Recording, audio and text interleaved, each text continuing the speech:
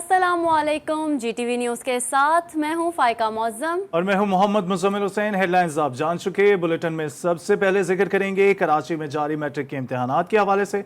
Matric board इंतजामिया के सब अच्छा है कि दावे हवा हो गए हैं। कराची में 10वीं के एक और इम्तिहान में सूरत हाल पहले से भी अबतर नजर आई। बोर्ड इंतजामिया गुज़िश्ता इम्तिहान की तरह आज भी बूटी माफिया को लगाम देने में नाकाम रही। आज भी पर्चा बच्चों के हाथों में आने से पहले सोशल मीडिया की जीनत बन गया। मैट्रिक बोर्ड इंतजामिया ने हमेशा की तरह सब अच्छा है कि ही रट लगाना शुरू कर दी। कहा आज पर्चा वक्त पर शुरू होकर वक्त पर ख़त्म हुआ, लेकिन इम्तिहानी मराकज़ के सूरत हाल और इंतजामिया के दावों में ज़मीन आसमान का फ़र्क है।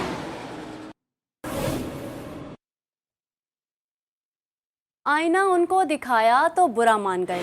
फिजिक्स की तरह रियाजी का पर्चा भी आउट होने पर chairman matric board Sharaf Ali Shah भड़क उठे।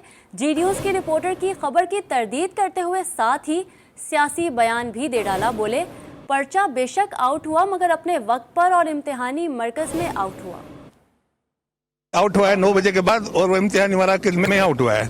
इसकी मैं जो है सख्ती से तरदीद करता हूँ। आपने गलत सेंटेंस इस्तेमाल किया है, और अगर जो 9 बजे के बाद आउट होता है तो ये जो आउट उसको हम नहीं कहते। हमने हवाले बोर्ड की जिम्मेदारी होती है जब तक वो सेंटर के सुपरिटेंडेंट के हवाले हो जाए। वो सेंटर सुपरिटेंडेंट आधा घंटा पहले पैकेट खोलेगा, वो क्लासरूम कितने ब्लॉक उसको कहते हैं ब्लॉक वाइज काउंट करेगा, क्वेश्चन पेपर उसमें अटेंडेंस शीट डालेगा, उसमें आंसर बुक डालेगा, वो बंदे को इन्विजिलेटर को हवाले करेगा, तो उसी में ज़्यादा टाइम लगता है। तो अगर किसी ने शरारत करके फ़ोटो खींच के व्हाट्सएप कर दिया है तो उसकी जो है वो गैर जिम्मेदारी है किसी सेंटर सुपरिटेंडेंट की। शहर कराची में मैट्रिक इम्तिहानात बोर्ड और तलबा दोनों के लिए इम्तिहान बन गया है। 10वीं जमात के साइंस ग्रुप का दूसरा और आखिरी पर्चा आज हुआ। मैट्रिक बोर्ड की इंतजामिया नकल पर काबू करने में मुकम्मल तौर पर नाकाम नजर आई। फिजिक्स की तरह रियाजी का पर्चा भी वक्त से पहले आउट हो गया। जानते हैं हमारे नुमाइंदा शारिका कमाल से। शारिका, बताइएगा इंतजामिया क्या कर रही है? जी बिल्कुल, मैट्रिक बोर्ड के जो इंतजामात थे, वो उनके जो दावे थे वो धरे के धरे रह गए। एक दफ़ा फिर पर्चा आउट हो गया। पर्चा 9 बजे ही जो है वो सोशल मीडिया पे वायरल हो चुका था। पर्चे की टाइमिंग 9:30 बजे थी, जबकि सोशल मीडिया पे पर्चा 9 बजे था। और तमाम बच्चे जो उस वक्त इम्तिहानी मराकज़ के बाहर ही मौजूद थे, उनके हाथ में मोबाइल फ़ोन्स भी थे, वो पर्चा उनके पास था, वो देख रहे थे। इसके अलावा जो है इंतजामात तो किए गए थे। कल जो है वो हिदायत भी जारी की गई थी कि मोबाइल फ़ोन पर और सारी चीज़ों पर सारी हर किस्म की डिवाइस पर पाबंदी होगी, लेकिन इसके बावजूद नकल माफिया एक दफ़ा फिर तेज़ निकली। जबकि हमने जब चेयरमैन बोर्ड से बात की तो उनका ये कहना है कि मैट्रिक बोर्ड से जब पेपर निकले थे तो वो सील होते हैं। उसके बाद इम्तिहानी मरकज़ में पहुंचने के बाद अगर कोई सुपरिटेंडेंट की तरफ से या किसी टीचर की जानिब से अगर पर्चा व्हाट्सएप पे किया जाता है या वहाँ से वायरल होता है तो इसकी जिम्मेदारी बोर्ड इंतजामिया की नहीं होती। बोर्ड इंतजामिया उस वक्त तक पर्चे की मतलब उसको रखने की अहल है जब तक वो बोर्ड के जो सेंटर है बोर्ड इमारत के अंदर होता है। इमारत से निकलने के बाद जब वो सेंटर्स पर जा रहा होता है तो उस वक्त अगर पर्चा वहीं से वायरल होता है तो इसकी जिम्मेदारी बोर्ड इंतजामिया की नहीं होती। उनका कहना है जब उन्होंने वहाँ से पर्चा निकाला था, बोर्ड की इमारत से निकाला गया था, तो उस वक्त तक तो कोई भी पर्चा उस वक्त तक वायरल नहीं था। सेंटर पे पहुंचने के बाद किसी भी सीनियर सुपरिटेंडेंट की जानिब से या किसी भी दूसरे अमले की जानिब से पर्चा वहां से वायरल किया गया, जिसकी जिम्मेदारी बोर्ड इंतजामिया पे आयद नहीं होती। जबकि स्कूल इंतजामिया की जानिब से पूरी कोशिश, हमने जो 2-3 स्कूल्स का विजिट किया वहाँ पे यही कोशिश की जा रही थी कि बच्चों को जो चीटिंग ना करने दिया जाए। CCTV कैमरे से भी निगरानी की जा रही थी, क्योंकि वैसे भी SOPs की वजह से बच्चों को डिस्टेंस पर बिठाया गया था। तो इस वजह से जो है स्कूलों में तो जो बच्चों की आपस की नकल है उसमें तो इनके रुझान कम था, लेकिन इसके बावजूद चूँकि पर्चा तो उनके पास पहले से ही मौजूद था तो बच्चे इस बारे में काफ़ी खुश थे कि पर्चा तो उनके पास पहले से ही मौजूद है। जो इम्तिहानी मरकज़ में अंदर होने से पहले ही पर्चा उनके मोबाइल फ़ोन्स में था। इम्तिहानी मरकज़ में दाखिल होने से कबल उनके मोबाइल फ़ोन जो है वो गेट्स पे सबमिट ले लिए गए थे। इसके अलावा वहाँ पे जो हमने देखा कि स्कूल इंतजाम की जानिब से कोविड के SOPs का कहा गया था, वो भी मुकम्मल उसको फॉलो किया गया, सैनिटाइजर्स वगैरह दिए गए। इसके अलावा बच्चों को डिस्टेंस पे भी बिठाया गया था। जी बहुत शुक्रिया शारिका कमाल तफसीलन आगाह करने के लिए। मैट्रिक इम्तिहानात में नकल का अमल मुसलसल जारी है और इंतजामिया रोकने में नाकाम है। और नकल करो, जम कर करो और पास करो। मैट्रिक के इम्तिहानात कराची का बूटी माफिया आज भी बोर्ड इंतजामिया के काबू में ना आ सका। बच्चे अपने सामने किताबें रखकर खुलेआम नकल करते रहे। इसी बारे में तफसीलन बात कर लेते हैं। हमारे साथ मौजूद हैं हमारी नुमाइंदा हिरा ज़की। हिरा, बताइएगा ये कब रुक सकेगा ये नकल का अमल जो कि मुसलसल बच्चों के तालीमी करियर के ऊपर एक बहुत बड़ा सवालिया निशान बनता जा रहा है? जी हाँ, बिल्कुल ये चीज़ तो है कि कमरा इम्तिहान में आप देख सकते हैं खुलेआम नकल करते हुए बच्चों की वीडियो जो है GTV को मौसूल हुई है और गवर्नमेंट बॉयज और सेकेंडरी स्कूल जो है उसमें खुलेआम जो है वो माफिया सरगर्म है। इन्विजिलेटर की मौजूदगी में बच्चे जो है कमरा इम्तिहान में खुलेआम नकल कर रहे हैं। वीडियो में जो बच्चे हैं वो खुलेआम नकल कर रहे हैं। इसमें ये जो स्कूल है खालिद बिन वलीद रोड पर चेस के अकब में वाक़या है।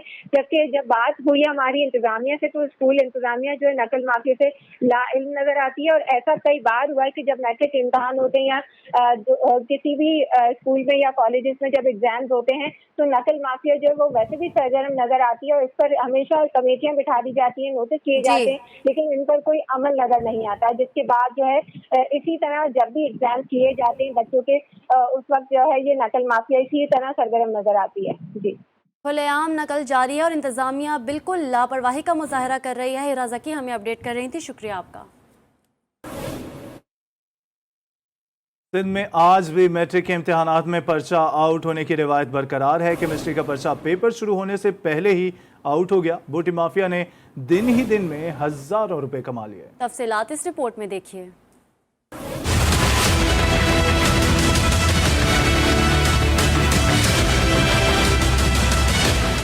अंदरून सिंध भी आज भी मैट्रिक के इम्तिहानात में पेपर आउट होने की रिवायत बरकरार रही।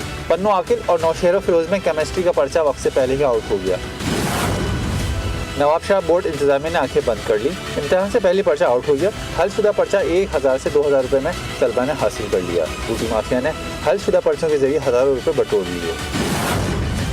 खैरी मीरवाह में भी केमिस्ट्री का पर्चा तलबा को इम्तिहानी मराकज़ जाने से पहले मिल गया। पर्चा मुख्तलिफ व्हाट्सएप ग्रुपों में भी वायरल रहा। हैदराबाद में इम्तिहानी मराकज़ पर मोबाइल लाने वाले तलबा को बाहर निकाल दिया गया। कॉलेज में सफाई के नाक़िस इंतजाम नजर आए। लोड शेडिंग से तलबा भी परेशान रहे। सक्खर बोर्ड के ज़ेर एहतमाम जारी इम्तिहानी मराकज़ में बूटी माफिया का राज लग गया। नवी जमात के केमिस्ट्री का पर्चा वक्त से पहले ही आउट हो गया। पर्चा फोटोस्टेट की दुकानों पर मुंतकिल कर दिया गया।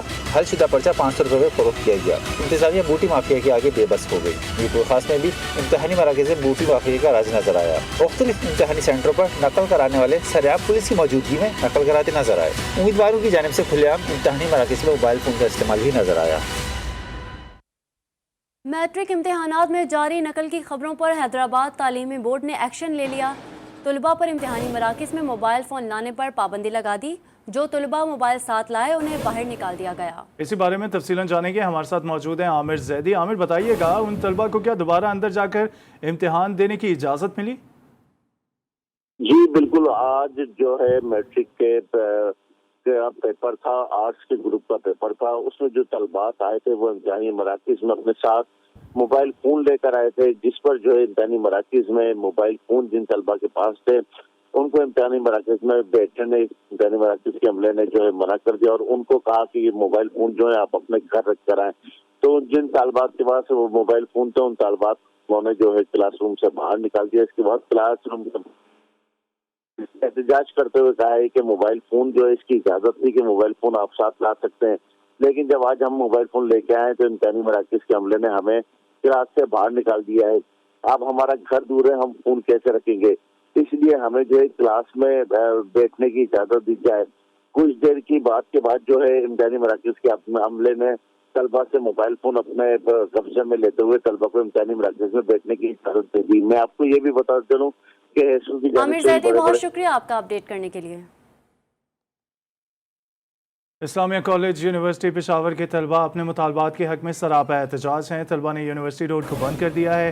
तलबा का मुतालबा है कि ऑनलाइन इम्तिहानात लिए जाएं, जबकि फीसों में जुर्माना ख़त्म किया जाए और हॉस्टल्स में बिजली और पानी का मसला भी हल किया जाए। इसी पर मजीद बात करते हैं अपने नुमाइंदे नवाब शेर से। जी नवाब, अपडेट कीजिएगा, इस हवाले से क्या मसला है?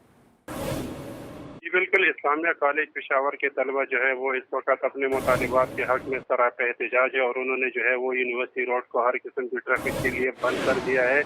तलबा जो है वो मुतालबा कर रहे हैं कि उनसे फिजिकल जो इम्तिहानात है वो ना लिए जाए, ऑनलाइन इम्तिहानात लिए जाए, क्योंकि उन्होंने ऑनलाइन क्लासें लिए। जबकि इसके साथ साथ तलबा ये भी मुतालबा कर रहे हैं कि फीसों में जो जुर्माने हैं उनको ख़त्म किया जाए और हॉस्टल में जो बिजली और पानी का मसला है उनको भी जल्द से हल किया जाए। जबकि इंतजामिया की बार बार यकीन दहानी के बावजूद जो है वो मसाइल हल नहीं हो रहे, तो इसी वजह से वो एहतजाज करने पर मजबूर है और तलबा जी। का यही कहना है कि जब तक उनके मुतालिबात पूरे नहीं होते एहतजाज का सिलसिला जारी तलबा का रहेगा। कहना है कि जब तक मुतालबात पूरे नहीं होंगे एहतजाज जारी रहेगा। नवाब शेर पेशावर से अपडेट करने के लिए शुक्रिया।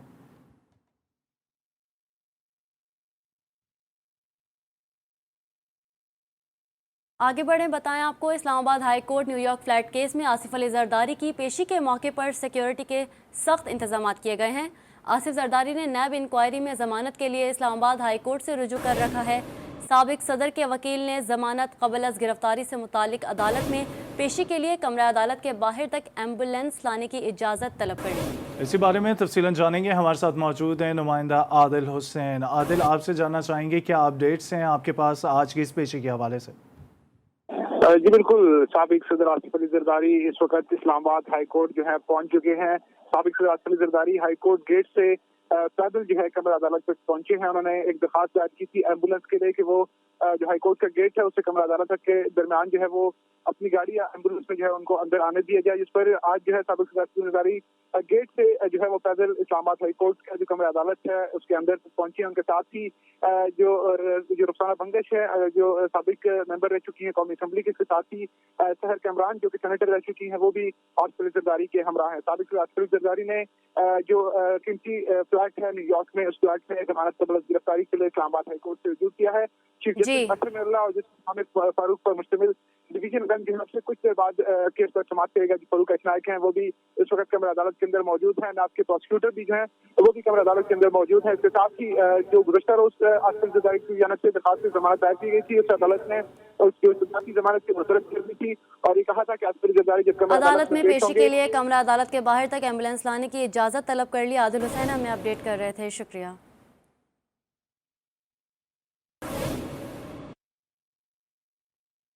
और अब आपको बताएंगे कराची में सुपर हाईवे पर वाक़ एशिया की सबसे बड़ी मवेशी मंडी की वजह से स्कीम 33 में रहने वाले रिहायशियों को परेशानी का सामना है। आमदोरफ्त मुश्किल हो गई है। स्कीम 33 के रिहायशियों ने सिंध हाई कोर्ट में शिकायती दरख्वास्त दायर कर दी है और मौक़िफ़ अपनाया है कि गाड़ियों और मोटरसाइकिलों की वजह से आने जाने के लिए मुश्किलात हो रही हैं और जबकि रकम भी तलब की जा रही है। जानते हैं हमारे नुमाइंदे नज़ीर मेमन से। जी नज़ीर, आगाह कीजिए इस हवाले से। अहम खबर अपने तमाम नाज़रीन तक पहुंचा रहे हैं। कराची में सुपर हाईवे पर वाक़ एशिया की सबसे बड़ी मवेशी मंडी की वजह से स्कीम 33 में रहने वालों को परेशानियों का सामना है, जिसके बायस सिंध हाई कोर्ट से रिहायशियों ने रुजू कर लिया है। दरख्वास्त में मौक़िफ़ अपनाया गया है कि गाड़ियों और मोटरसाइकिलों के दाखिले के लिए रकम तलब की जा रही है।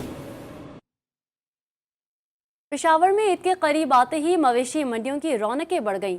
मंडी आने वाले कोरोना SOPs को खातिर में नहीं ला रहे। इसी बारे में तफसीलन जानेंगे अब्दुल रहमान से। Over to you Abdul Rahman. जी बिल्कुल, ईदी कुर्बा करीब आती ही पेशावर शहर की जो मवेशी मंडियाँ है तो यहाँ पर भी ख़रीदारों की जो रश है वो बढ़ने लगा है। बड़ी तादाद में ख़रीदार यहाँ पर आते हैं और जो जानवर है वो ख़रीदते हैं। दूसरी जानिब रश में इजाफे की वजह से जो कोरोना SOPs है उस पर अमल दरामद करना मुश्किल हो गया है। कोई भी मास्क का इस्तेमाल या समाजी फासिले का ख्याल नहीं रखा जाता है। ताकीद की गई थी, हुकूमत की जानिब से हिदायत जारी की गई थी कि मास्क का इस्तेमाल लाजिमी होगा और कोरोना SOPs पर अमल दरामद किया जाएगा, लेकिन पेशावर की मवेशी मंडियों में कोई अमल दरामद नहीं किया जा रहा है। गेट पर भी मास्क नहीं पूछा जाता है। इसके अलावा मंडी के अंदर भी कोई मास्क का इस्तेमाल नहीं करते हैं, ना ख़रीदार मास्क का इस्तेमाल करते हैं और न जो व्यापार है वो SOPs का ख्याल रखते हैं। तो ये वजह के खदशात ज़ाहिर हो रहे हैं कि अगर इस तरह जो शहरी है वो कोरोना SOPs पर अमल दरामद ना करे तो कोरोना वायरस के केसेस में फिर से इजाफा हो सकता है। जी, और अब आपको बताएं कि ढेरकी ट्रेन हादसे के बाद भी रेलवे इंतजामिया की हालत ना बदल सकी है। ढेरकी में लाहौर से कराची आने वाली मालबरदार रेल की 2 बोगियां अलग हो गईं। बोगियां लगारी फाटक के करीब अलग हुई हैं। अब ट्रैक ट्रेनों की आमदोरफ्त के लिए बंद कर दिया गया है। अपडेट कर रहे हैं आपको। ढेरकी ट्रेन हादसे के बाद भी रेलवे इंतजामिया नाअहली का मुजाहरा कर रही है। ढेरकी में लाहौर से कराची जाने वाली मालबरदार रेल की 2 बोगियां अलग हो गई। बोगियां लगारी फाटक के करीब अलग हुई। अब ट्रैक ट्रेनों के लिए बंद कर दिया गया।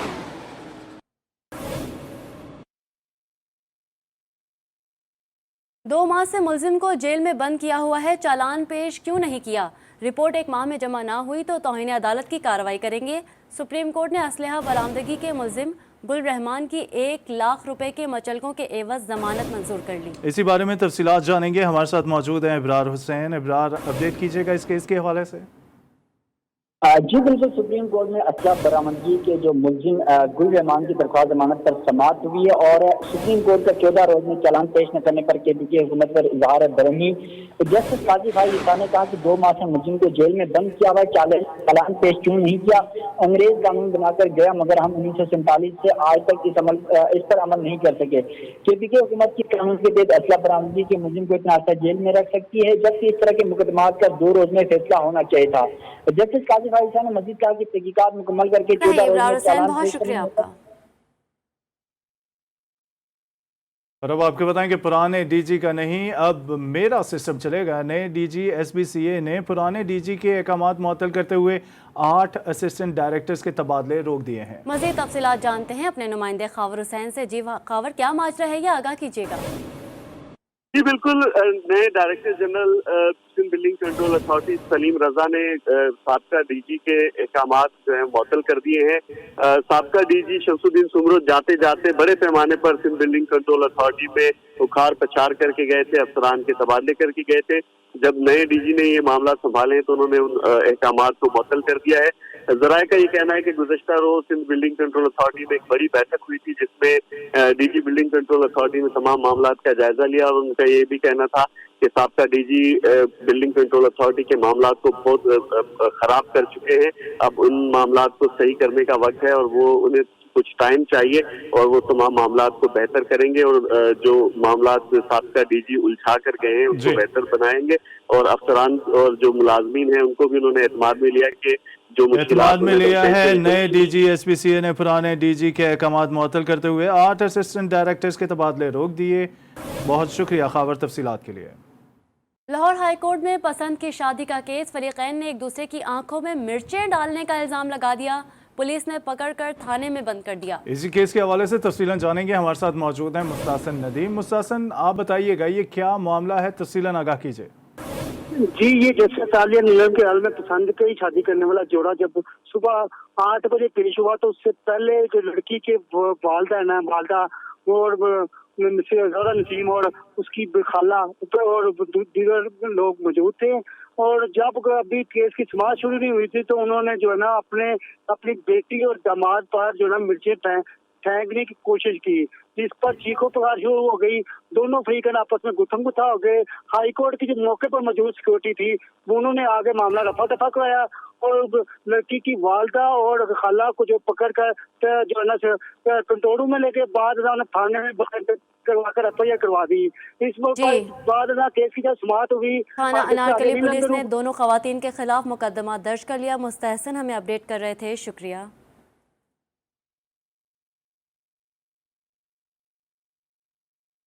खबर शामिल करेंगे इस्लामाबाद से। इस्लामाबाद के थाना गोलड़ा के हदूद में मुसल्लह अफराद का लड़की और लड़के पर तशद्दुद।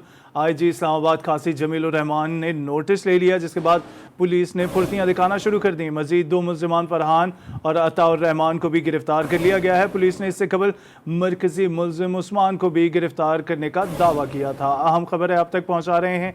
इस्लामाबाद के थाना गोलड़ा की हदूद में मुसल्लह अफराद का लड़की और लड़के पर तशद्दुद। आईजी इस्लामाबाद काजी जमील रहमान के नोटिस के बाद पुलिस ने फुर्तियां दिखाना शुरू कर दी। मजीद 2 मुल्जिमान फरहान और अताउर रहमान को भी गिरफ्तार कर लिया गया। पुलिस ने इससे कबल मरकजी मुल्जिम उस्मान को भी गिरफ्तार करने का दावा किया था। अपडेट कर रहे हैं आपको। इस्लामाबाद थाना गोलड़ा की हदूद में मुसल्लह अफराद का लड़की और लड़के पर तशद्दुद। आईजी काजी जमील के नोटिस के बाद पुलिस की फुर्तियां नजर आई। मजीद 2 मुल्जिमान फरहान और अताउर रहमान भी गिरफ्तार। इस पर मजीद बात करते हैं अपने नुमाइंदे साकिब सैयद से। जी साकिब, अपडेट कीजिएगा इस हवाले से। जैसे कि कल रात को जो वाक़या पेश आया था तो मुख्तलिफ वाक़यात के बाद 2 मजीद गिरफ्तार कर दिए गए हैं। इसके साथ साथ आपको ये भी बताते चलूं कि एक अभी हमें अंदर की स्टोरी हमने पता लगाई है कि तशद्दुद करने वाले उस्मान मिर्जा और साथी शराब के नशे में धुत थे। लड़की और लड़के से लाखों का मुतालबा किया, रकम ना मिलने पर वीडियो वायरल कर दी।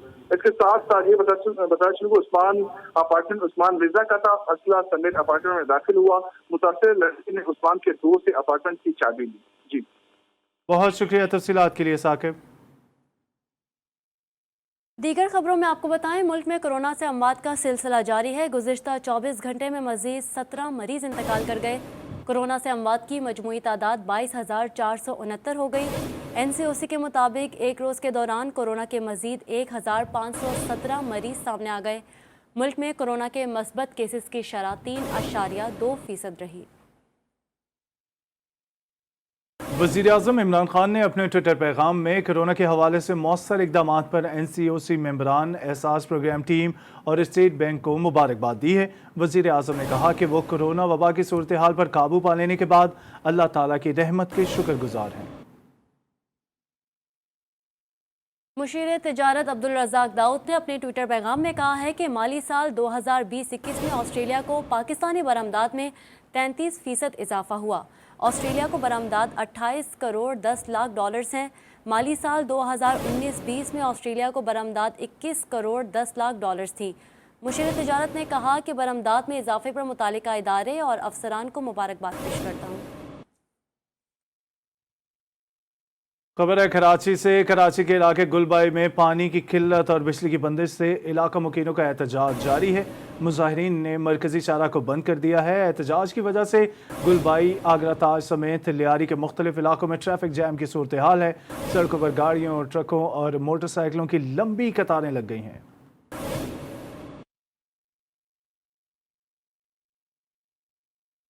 अफसोसनाक खबर है, मुग़ल आज़म, देवदास और इस जैसी दीगर शौहरे आफाक फिल्मों में किरदार निभाने वाले मायानाज अदाकार दिलीप कुमार वफात पा गए। शहनशाह जज्बात ने अपनी अदाकारी से कई किरदार हमेशा के लिए अमर कर दिए। तफसीलात जानेंगे इस रिपोर्ट में। रानी ओह, आप हैं महाराज, छुट्टी मिल गई दुकान से। अरे बड़ी मुश्किलों से बाबा पीछा छुड़ा के आया हूँ। आओ तुम्हें मेला दिखाऊं। फिल्म नगरी पर तवील अरसे तक हुक्मरानी करने वाले लेजेंडरी अदाकार दिलीप कुमार 98 बरस की उम्र में इंतकाल कर गए।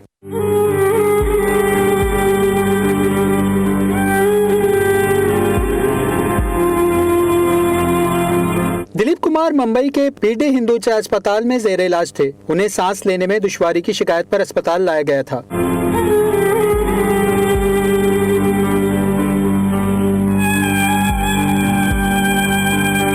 1922 में सूबे सरहद के शहर पेशावर के महल्ले खुदादाद में पैदा होने वाले दिलीप कुमार का असली नाम यूसुफ खान था। फिल्मी दुनिया के रोशन महताब तकसीम बरसगीर से कबल ही 1935 में अहले खाना के हमरा भारतीय शहर मुंबई मुंतकिल हो गए थे। दिलीप कुमार ने अपनी फिल्मी कैरियर का बाकायदा आगाज 1944 में बनने वाली भारतीय फिल्म जवार भाटा से किया। ताहम 1960 में बनने वाली तारीखी फिल्म मुग़ल आज़म में शहजादा सलीम का किरदार उनकी असल पहचान बना। अनारकली कैद कर ली गई और मैं देखता रहा। और तुम कर भी क्या सकते थे? एक अजीम शान शहनशाह के सामने कोई कर भी क्या सकता है? मगर आज ज़िल्ले-ए-इलाही को अपने जुल्म और मेरे ज़ब्त की एक हद मुकर्रर करनी होगी। दिलीप कुमार को सबसे बड़ा भारतीय आर्ट्स अवार्ड दादा साहब फाल्के दिया गया। पाकिस्तानी हुकूमत भी उन्हें निशाने पाकिस्तान से नवाज चुकी है। मरहूम को करोड़ों चाहने वालों की आहों और सिस्कियों में शाम 5 बजे मुंबई के जोहू कब्रिस्तान में आसूदा खाक किया जाएगा। वज़ीर-ए-आज़म इमरान खान ने लेजेंड अदाकार दिलीप कुमार के इंतकाल पर अफसोस का इजहार किया है। अपने ट्विटर पैगाम में उनका कहना था कि दिलीप कुमार का शौकत खानम अस्पताल फंड्स के लिए वक्त देना नहीं भूल सकता। दिलीप कुमार की शिरकत से इब्तदाई तौर पर फंड्स का 10% हिस्सा जमा किया गया।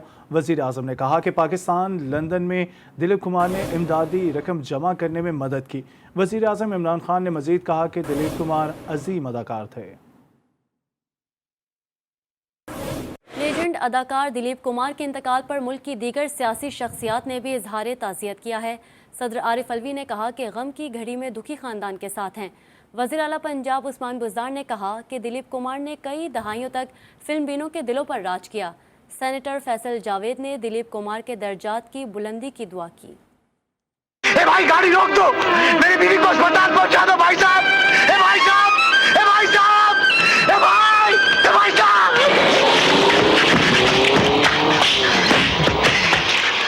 बॉलीवुड फिल्म नगरी का बड़ा नाम दिलीप कुमार का इंतकाल, एक अहद तमाम हुआ। सदर मुमलिकत डॉक्टर आरिफ अलवी ने अपने ट्विटर पैगाम में मुतासरा खानदान से इजहार ताज़ियत किया है। आरिफ अलवी ने कहा कि दिलीप कुमार आजिज, पुरवकार और बेहतरीन शख्सियत के मालिक थे। सेनेटर फैसल जावेद ने सोशल मीडिया पर जारी अपने पैगाम में कहा कि दिलीप कुमार के अंदाज अदाकारी ने नस्लों तक इस फन से वाबस्ता अफराद को मुतासिर किया। फैसल जावेद ने मरहूम के दर्जात की बुलंदी की दुआ भी की। वजीर आला पंजाब सरदार उस्मान बुज़दार ने कहा, दिलीप कुमार ने कई दहाइयों तक फिल्म बीनों के दिलों पर राज किया। उनके इंतकाल से फिल्म इंडस्ट्री के अहद का खात्मा हो गया। वजीर दाखिला शेख रशीद ने दिलीप कुमार को एक एहसास फनकार करार दे दिया। कहा, उनका मुतबादिल मुमकिन ही नहीं।